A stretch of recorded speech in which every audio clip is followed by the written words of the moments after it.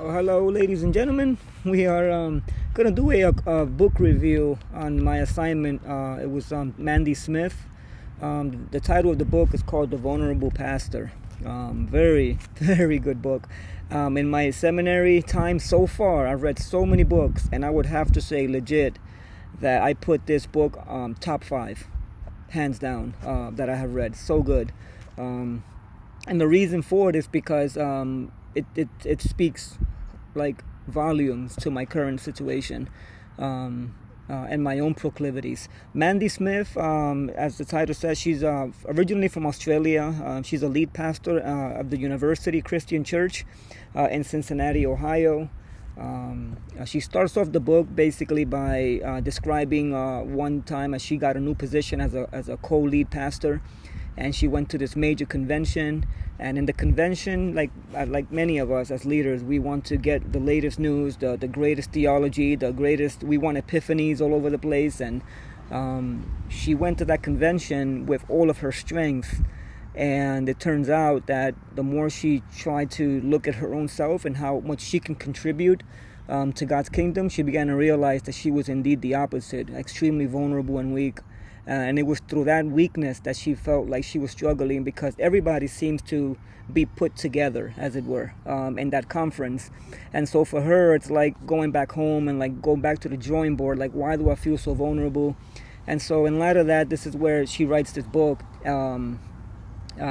basically encouraging everybody to lean into their vulnerabilities and their weaknesses. It's such a good point of view. Some of the key arguments that she gives, she uses a lot of illustrations. She even quotes a famous poet by the name of Leonard Cohen. And this is what it says, which is extremely, extremely telling. It says, if I can find the quote, it says, "Ring the bells that still can ring. Forget your perfect offering. There is a crack in everything. That's how the light gets in." And so that imagery of there's a crack in everything and that's how the light gets in is this beautiful imagery of like us being cracked vessels and allowing God himself and God's light to shine through us, through our brokenness and our vulnerabilities. And it's such a great imagery.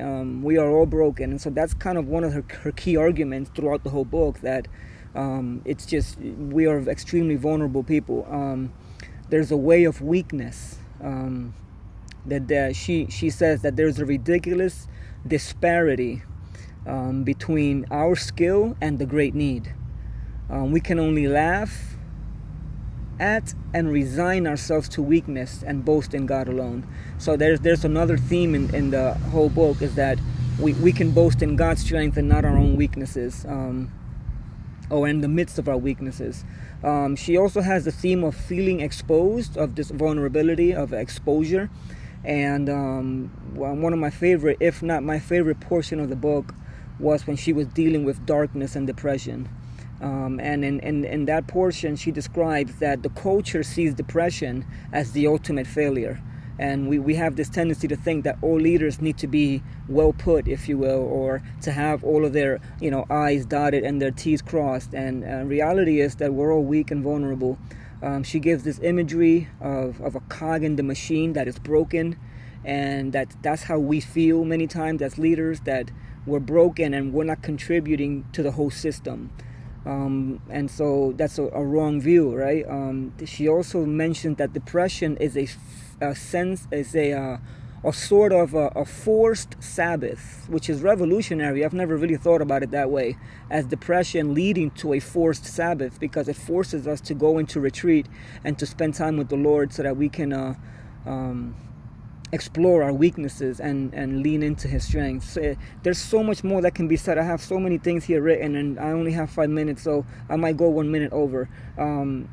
She gives this beautiful testimony that when she was feeling depressed, she went to be with her mom, or her mom went to visit her for a whole month to do all her laundry and all that stuff so that she can get a sabbatical rest and stuff, because she was feeling depressed.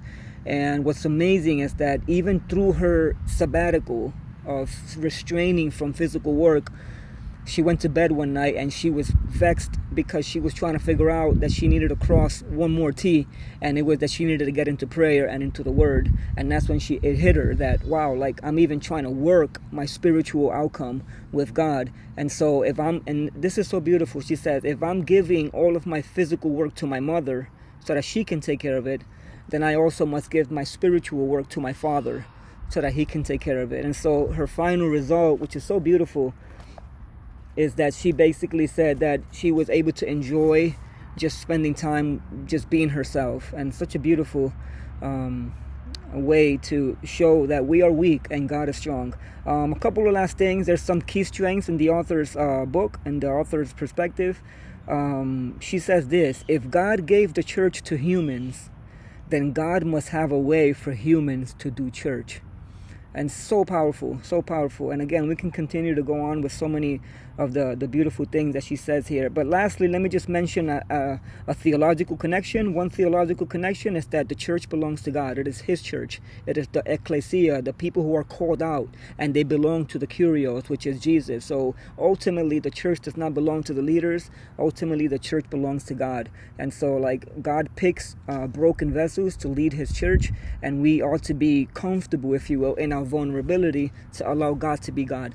And then lastly, 2 reasons why you should read this book. It's so good. The first one is because you are vulnerable. It's not a matter of if you're going to be vulnerable in the future. It's a matter of you are vulnerable now. And so we need to learn how to rely on God's strength. So this is a great read to show us our own vulnerability.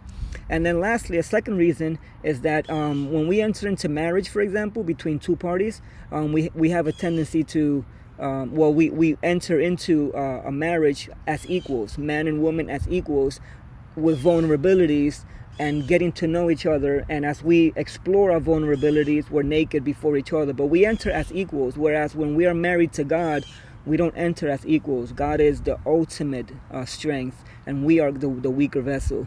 We are the weak ones. And so in that scenario, it's like, as weak people that belong to a strong God, let us lean into God's strength when we do our ministry, because we are all vulnerable. And so learn to lean into your vulnerabilities and trust in the strength of God. A really good read, Mandy Smith, The Vulnerable Pastor. Go out and get it. God bless you guys.